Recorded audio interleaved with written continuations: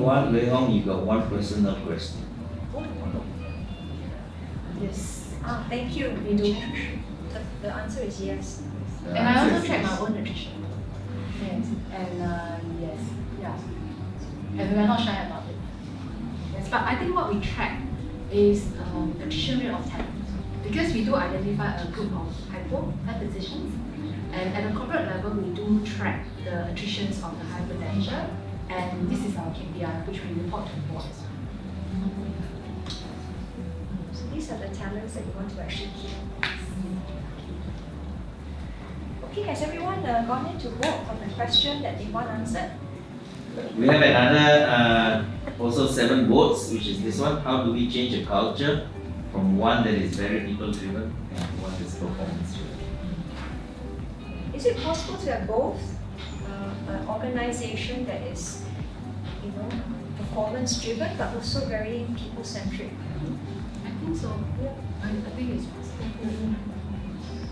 Can you say more about how one can actually achieve that? Definitely people and performance. I mean, earlier we were saying, right, if you have engaged employee, performance will be there. So to engage your employees is about people driven.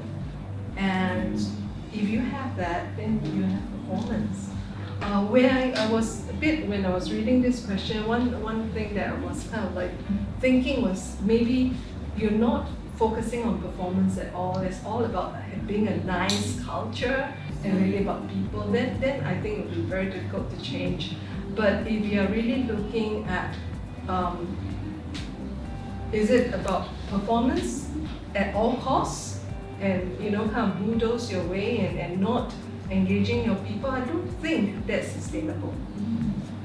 It has to be both people driven and performance driven. If you are people driven and you hold them to be accountable for the things that they are required to deliver and reward them fairly accordingly, then I think you could be both. Yeah. Thank you, Alice. I think it can be both. We believe in people focus in order to drive high performance. At the end of the day, during the performance appraisal, we still look at the outcome, the KPI, the outcome. But we also place emphasis on the character of the person and how you achieve the outcome, right? For example, a very, very high achiever achieving this high performance. But then we ask ourselves this question: has he done it in a way that exemplifies our values, integrity, passion, care for people, and things like that? And if he has not attained this performance in an integrity way, he gets marked down. And then we talk about this in our management. So at the end of the day, we really focus on that person, his conduct, how he achieved the performance for the organization. I think these two can come in there. So it's not just what the person achieves, but also how the person The achieves. how, we do discuss it during the performance appraisal, and we make it very open to the staff. They ask us how do we appraise. I say both, the outcome as well as how you do to achieve the outcome. In terms of split, I just roughly say that maybe it's 80-20%. 80% outcome, 20% how you do it. So at the end of the day, it's also a values system.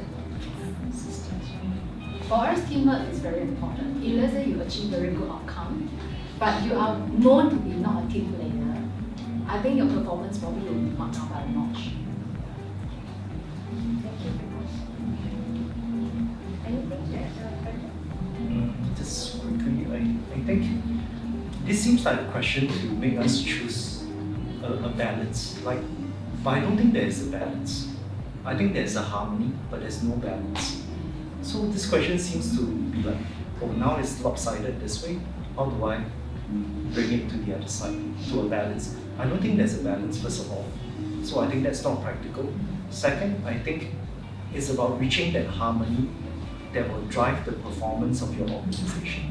If it needs to be more performance driven, then you have to tweak it. But if it doesn't function that way, and 60% of your initiative need to be people oriented, then leave it. It's really. Thank you. Okay. Can you refresh your phone? Does it say this? Does it say this? Yes?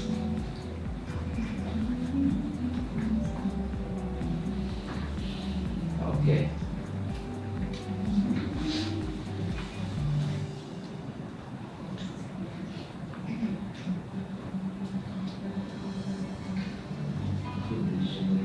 Caring and supportive, invested in me. Okay, thank you so much, audience, for your inputs. So maybe we can hear from the panel, maybe some key characteristics of an effective leader. So it's really about working with a leader being able to engage from the heart. I think that's important. So maybe I can just ask the audience, can you try to recall, who do you remember most? Which leader do you remember most? Why? What do you remember about the person? You must have someone that you maybe think that that is a very good leader. Why is that person special to you? Think about it. Is it the multi-million dollars that he has closed? Is it the wonderful project that he has pulled off? Is it the big transformation project that he has done for the organization? Probably none of the above, right? Right? What's so special about that person? For me, I have one person that I always look up to. And it's not the wonderful things that he has done for the organization as well. But I remember him because he made an impact on me. I think that is what we should take away as a leader.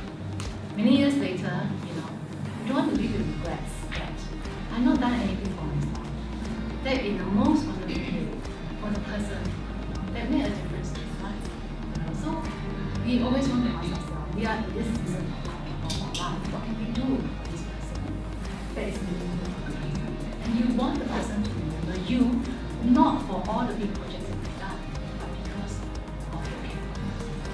So I think just, Sean.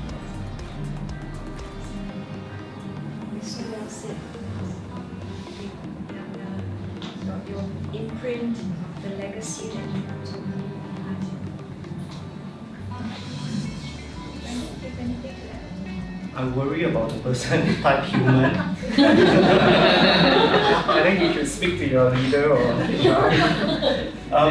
but I think instead of focusing on the ideal leader, maybe another option is to think about the ideal way to manage your leader. Because I don't think there's a perfect leader out there that you can apply a job to or get that person to hire you. All of them will have some quirks, be it don't buy drinks during lunch, or he talks very loudly, or she stomps her feet, So there's no ideal leader, but I think it's more on ourselves. How do we conjure the ideal strategy to manage this leader? I think that would console us a little bit better, and that would make us a little bit more effective. Thank you, Brandon. That is a wonderful way to reframe this question. That is so empowering. Okay, thank you, panelists, for your generous as well as insightful sharing. I think most of you will agree with me that it's been a very enriching learning experience. And also wonderful audience, thank you for your participation and your great